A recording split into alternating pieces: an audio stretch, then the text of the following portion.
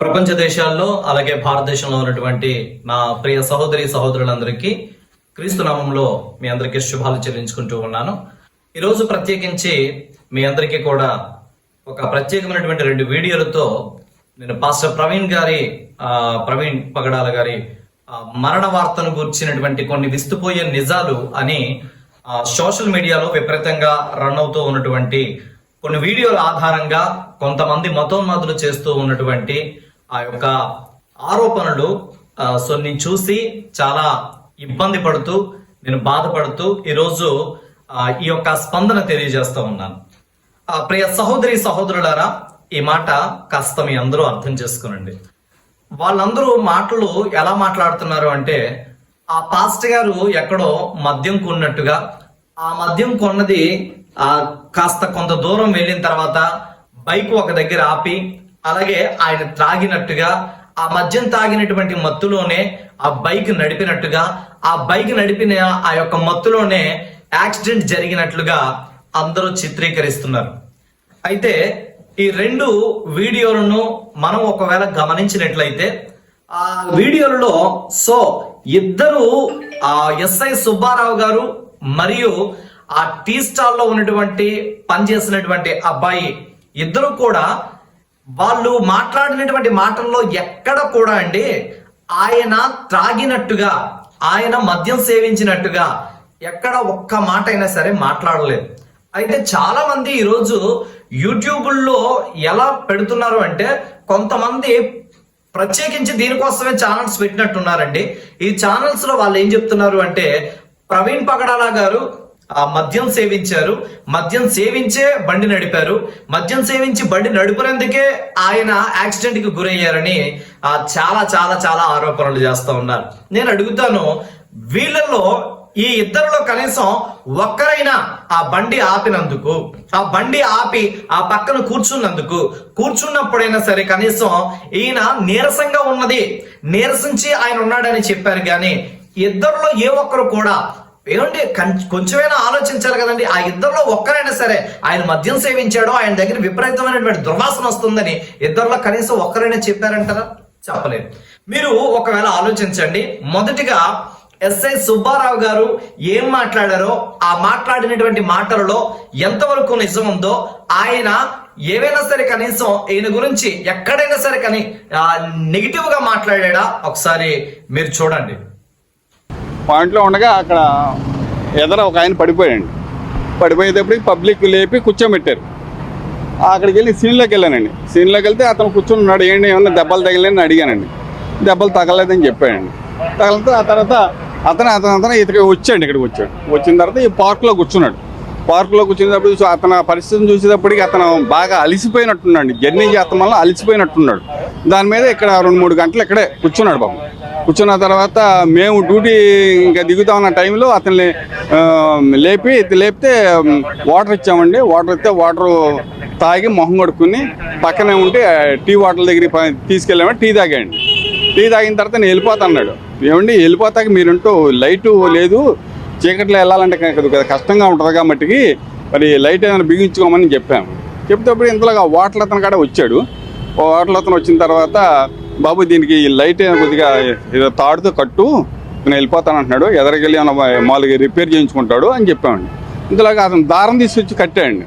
దారం తీసుకొచ్చి కడితే అది ఉండలా.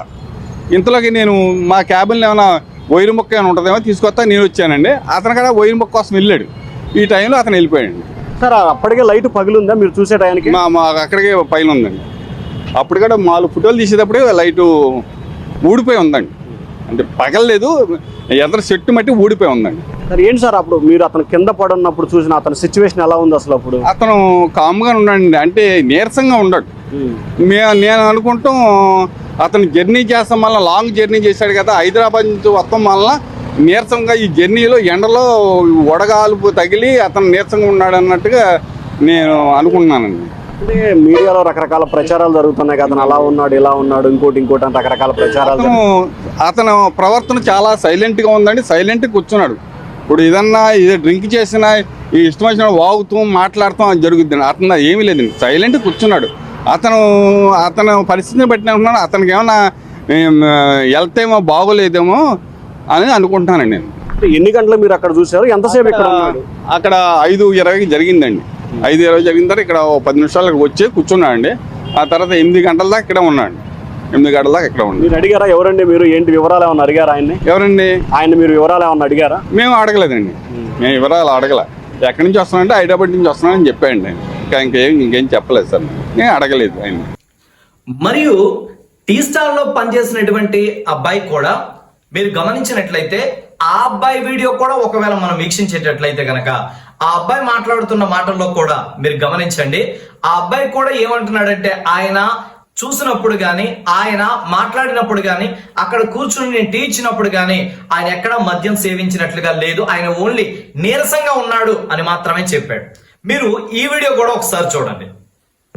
ప్యాంటుకి కొంచెం మట్టి అంటుంది అంతే, దెబ్బలు ఇంత స్క్రాచ్ కూడా లేదు, అసలు దెబ్బ ఏం లేదు. మా దగ్గరకు వచ్చినప్పుడు వాటర్ ఇచ్చినప్పుడు మొహం కడుక్కున్నారు, టీ తాగారు, నీరసంగా ఉన్నారు అంతే, తాగినట్టుగా అలా ఏం లేదండి, నీరసంగా ఉన్నారు.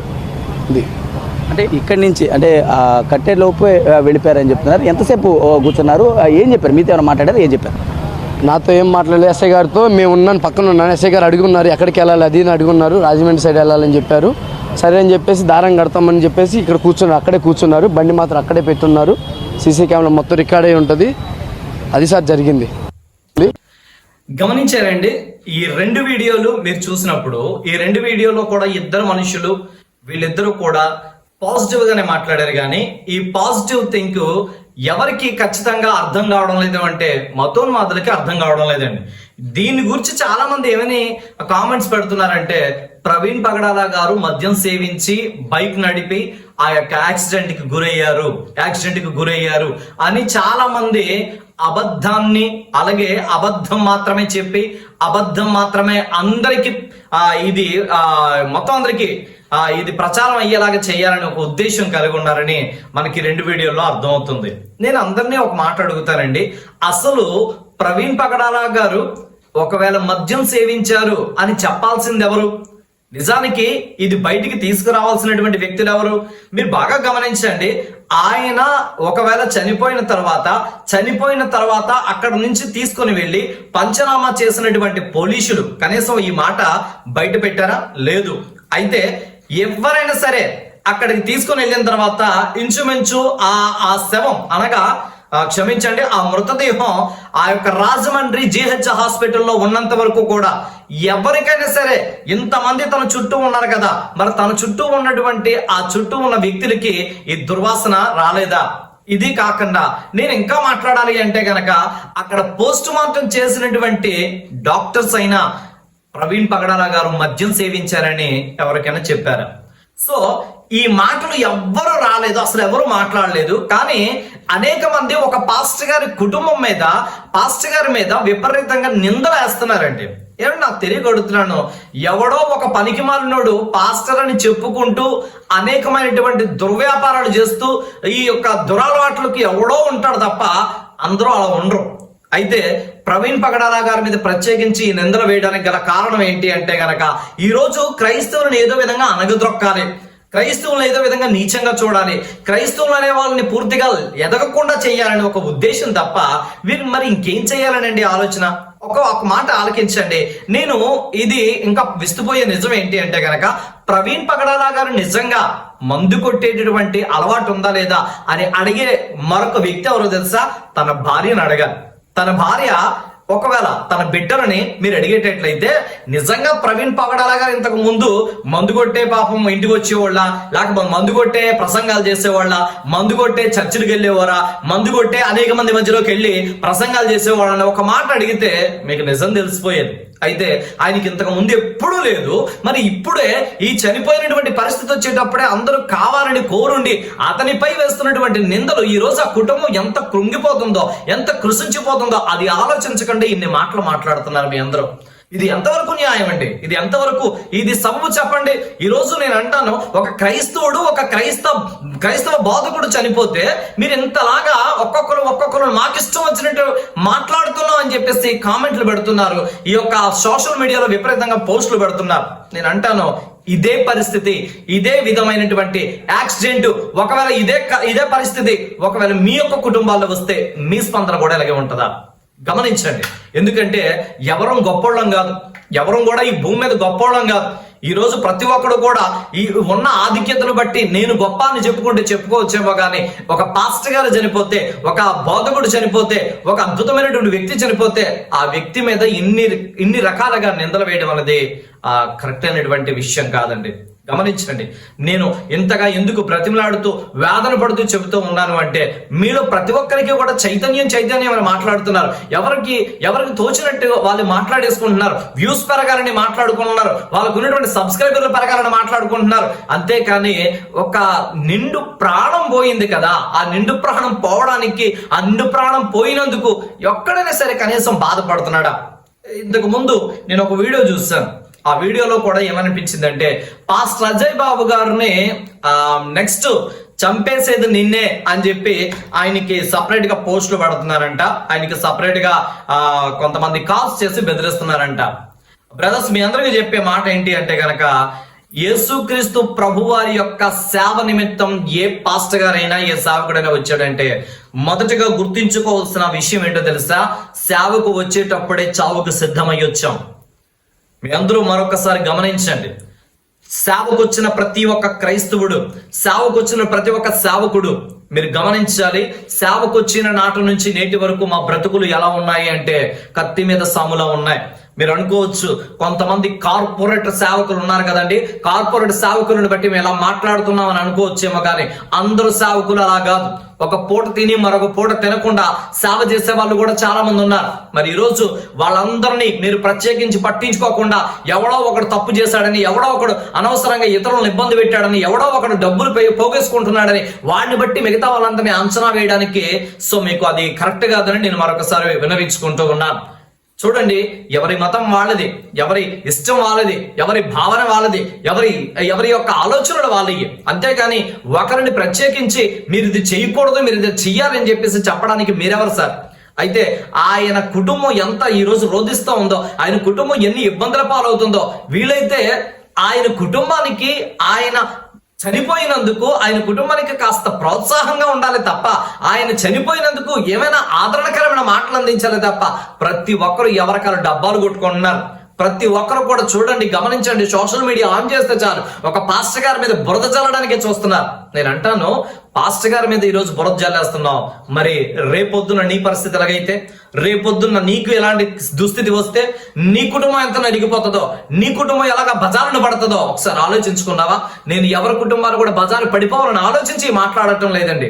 ప్రతి ఒక్క కుటుంబానికి ఆ ఇంటి యజమాని చచ్చిపోతే, ఆ ఇంటి యజమాని పోతే, ఆ కుటుంబంలో ఉన్నటువంటి బిడ్డలు, ఆ కుటుంబంలో ఉన్నటువంటి భార్య ఎంత రోదనకి, ఎంత వేదనకి గురవుతారో నేను తెలియజెప్పాలని ఈ మాటలు నేను చెప్తా ఉన్నాను. మరొకసారి జ్ఞాపకం చేసుకోండి. ఎవరికి ఒకవేళ మీలో ఈ వీడియో చూస్తున్న వాళ్ళందరికీ కూడా నేను చెప్తా ఉన్నాను, ఈ వీడియో నాకు తెలిసినంత వరకు కూడా మీరు చూస్తున్న ప్రతి ఒక్కరు కూడా మత ఉన్మాదంతో రెచ్చిపోయి, మత ఉన్మాదంతో పిచ్చిపట్టి, మత ఉన్మాదంతో అనేక మందిని అనేక సార్లు ఫోన్లు చేసి విసిగించి ఇబ్బంది పెట్టినటువంటి మత ఉన్మాదునికి చేరేంత వరకు కూడా మీరు షేర్ చేయగలిగితే అలాగే చెప్తున్న మాట. ఎవరికైనా నాకు తెలిసి ఒక్కొక్కడికి షుగర్ ఉందేమో, తొందరపాటు పాపం తొందరపడి ఈ మాటలు మాట్లాడుతున్నారేమో, తొందర ఎక్కువైపోతుందేమో. గమనించండి, తొందరపాటు ప్రతిదానికి పనికిరాదు. అసలు విస్తుపోయే నిజాలు ఎక్కడున్నాయి అంటే నేను ఒక మాట అడగాలి. ఆ యొక్క రిపోర్ట్ వచ్చింది కదండి, ఆ రిపోర్ట్ వచ్చింది కదా, ఆ రిపోర్ట్ లోని తీసి చూపించేటప్పుడు ఆ డాక్టర్స్ గారు ఏమైనా సరే మాకు ఈ విధంగా పాస్టర్ గారు చనిపోయారు కదండి, ఆ పాస్టర్ గారు మద్యం సేవించిన తర్వాతనే ఆయన బైక్ యాక్సిడెంట్ అయ్యి ఆ యాక్సిడెంట్ గురై చనిపోయారని చెప్పేసి ఒకవేళ పోస్ట్ మార్టం రిపోర్ట్ లో తేలిందా? ఒకవేళ పోలీసులు కానీ అలా చెప్పారా? లేదు. డాక్టర్స్ కానీ చెప్పారా? లేదు కదా. మరి ఎందుకు ఒకరికొకరు భుజాలు తడివేసుకుంటున్నారు? మరి ఎందుకు అనవసరంగా ఒకరి మీద నిందలేస్తున్నారు? ఇది 100% తప్పండి, 100% తప్పు. ఎందుకు అంటే ఒక సేవకుడు సేవ చేస్తూ, ఒక సేవకుడు తన కుటుంబానికి అండగా ఉంటూ, ఒక సేవకుడు తన కుటుంబానికి మాత్రమే కాదు అనేక మందికి పనికొచ్చే విధంగా అనేక మందికి పనికొచ్చే పనులు చేస్తున్నప్పుడు చూడండి, ఆయన్ని అన్యాయంగా పట్టను పెట్టేసుకున్నటువంటి వాళ్ళు ఈరోజు భుజాలు తడుముకుంటున్నారని నేను అంటాను. భుజాలు తడుముకోవద్దు సార్. మేము మీ జోలికి రాం, మేము మీ జోలికి వచ్చి మాట్లాడడం, మేము మీ జోలికి వచ్చి ఇబ్బంది పెట్టాం. గమనించండి, చనిపోయిన పాస్టర్ గారు అలాగో చనిపోయారు. అయితే మా ఆలోచన ఒకటి, భూమి మీద మేము కూడా ఉన్నంత వరకు మేము ఆలోచించే ఆలోచన ఏంటి అంటే, మా ఎదుట ఉన్నటువంటి సహోదరులు ఎక్కడైనా ఎవడైనా ఒకవేళ వారి ఆత్మలు ఎక్కడైనా సరే పాతాళంలో పడిపోతాయి ఏమోనని, పాతాళంలో ఉండిపోతాయేమోనని మేము కూడా భయపడుతూ ఈ వీడియోలు చేస్తా ఉన్నాం. మేము భయపడుతూ అనేక మందికి సువార్తను చెప్తున్నాం. మేము భయపడిపోయి రేపొద్దున ఖచ్చితంగా దేవుని యొక్క రాజ్యంలోకి వెళ్ళేటప్పుడు నీ వంతు పనిగా నువ్వేం చేస్తావురా అని మమ్మల్ని ఒకవేళ యేసుక్రీస్తు ప్రభువారు అడగాల్సి వస్తే అడిగిన మాటకి తిరిగి ధీటుగా సమాధానం చెప్పాలి అనే ఉద్దేశంతో అనేక మంది రక్షణార్థమై మా యొక్క పొట్టని ఆకలికి కూడా ఉంచుకొని, ఆకలితో కడుపు నింపుకొని, ఆకలితో ఉంటూ కూడా అనేక మందికి మేము సువార్తను చెప్పాలని ఆశపడతా ఉన్నాం. ఎవరు సొంత లాభాలు ఆశించి రాలేదండి. ప్రతి ఒక్కరూ కూడా మాలో సేవకులు అనబడిన వాళ్ళు కొంతమంది నీతిగా నిజాయితీగా అనేక మందికి సేవ చేసి సేవలోనే చనిపోవాలని ఆలోచించి వచ్చిన వాళ్ళు ఉన్నాం. అందుకని దయించి ఎవరి మీద కూడా నిందలు వేయమాకండి. నిందలు వేసి అనవసరంగా వాళ్ళ కుటుంబాలు కృంగుబాటుకు గురి కాకండి. ఎందుకంటే అది ఖచ్చితం కాదు సార్, ఖచ్చితం కాదు. మీకు ఫ్యామిలీస్ ఉన్నాయి, మీకు కుటుంబాలు ఉన్నాయి, మీకు పిల్లలు ఉన్నారు, మీకు కూడా భార్యలు ఉన్నారు. మరి వాళ్ళు కూడా ఇలాగే ఒకవేళ ఏదైనా సరే ఇబ్బంది అన్నట్టుగా ఫీల్ అయితే మరి మీరు కూడా ఎంత ఇబ్బందికి గురవుతారండి. నేను గత ముందు రోజుల్లో ఒక పాస్టర్ ప్రవీణ్ అన్న చనిపోయినటువంటి ముందు రోజు లేకపోతే తర్వాత రోజు నాకు సమంగా గుర్తులేదు, కానీ ఒక సిస్టర్ గారు ఒక వీడియో పెట్టిందండి. పగడాలా పగిలిందా అని ఒక పాట పాడింది. ఆ సిస్టర్ గారికి కూడా నేను ఒక మాట చెప్పాలి. అక్క, నీకు ఇంకా పూర్తిగా దేవుని యొక్క శక్తి తెలియటం లేదు, దేవుని యొక్క మాటలు తెలియటం లేదు. నాకు అర్థమైంది నీకు ఏమీ తెలియదని. ఎందుకంటే గొర్రెల దగ్గరికి కూడా వెళ్ళి నువ్వు ఒక వీడియో చేసినట్టు ఉన్నావు. ఈరోజు మీరు ఆదివారం కదా, మీరు చర్చికి వెళ్ళలేదా, దశంభాగాలు ఇచ్చేసి రాలేదా, దశంభాగాలు ఇచ్చేయండి అని చెప్పేసి ఏదో వ్యంగ్యంగా నువ్వు ఒక చక్కనైనటువంటి వీడియో చేసావు. చాలా సంతోషం అక్క. సో నువ్వు గొర్రెలతో వెటకారంగా చేస్తున్నటువంటి ఆ వీడియోనే నేను మరొక మాట చెప్తాను విను. నీకేమీ తెలియదక్క. ఖచ్చితంగా నేను అంటూ ఒకవేళ ప్రార్థన చేయాల్సి వస్తే గనక నీలాంటి వాళ్ళ కోసం మేము ప్రార్థన చేస్తాం. ఎందుకో తెలుసా, నువ్వు కూడా మాకు సహోదరివి, నువ్వు కూడా మా యొక్క అక్కవో మా యొక్క చెల్లివో. గమనించు, ఎందుకంటే భూమి మీద ఉన్న వాళ్ళందరూ కూడా నువ్వు ఒకవేళ అనుకున్నట్టుగా అదే విధమైనటువంటి ఆలోచనలతో ఉండుంటే ఈరోజు మతకల్లోలు పెట్టుకొని ఒకరికొకరు చంపుకోవాలి. సో చంపుకునేది కాదు, సో చంపుకునే ఆచారం కాదు, చంపుకునేటువంటి ఆలోచనలు కాదు. క్రైస్తవము అంటే ఒక్కొక్కరికి మార్గం చూపించేటటువంటి అద్భుతమైనటువంటి ఒక చక్కనైనటువంటి దారి. సో ఆ దారి నీకు ఇంకా తెలియటం లేదక్క. తెలుసుకోవాలని నేను ఆశపడతా ఉన్నాను. పర్వాలేదు రాబోయే రోజుల్లో, ఎందుకంటే నేను ఎంతకంటే ఘోరంగా చేశాను, నేను ఎంతకంటే ఘోరంగా మాట్లాడాను, నేను ఎంతకంటే ఘోరంగా కూడా బైబిల్ తగలబెట్టాను, నేను ఎంతకంటే ఘోరంగా బైబిల్ ని చింపాను, సో నేను ఎంతకంటే ఘోరంగా పాస్టర్లను విమర్శించాను. మరి ఈరోజు సో ఇదే పరిశుద్ధ గ్రంథాన్ని పట్టుకొని నేను కూడా ఆ ప్రభుని నేను వేడుకుంటున్నాను. ఆ ప్రభుని నేను ఈరోజు అందరి దగ్గర ప్రచారం చేస్తూ ఉన్నాను. దయించి అర్థం చేసుకోనండి. సో మత ఉన్మాదంతో రెచ్చిపోవద్దు, మత ఉన్మాదులై ప్రవర్తించొద్దు. ఈ భారతదేశం అందరిది, నీది నాది అందరిది. దయించి ఏ పాస్టర్ గారి మీద కూడా నిందలు వేయొద్దని సో మరొక్కసారి మీ అందరికీ కూడా వినిపించుకుంటూ ఈ నా మాటలు ముగిస్తా ఉన్నాను. Praise lord.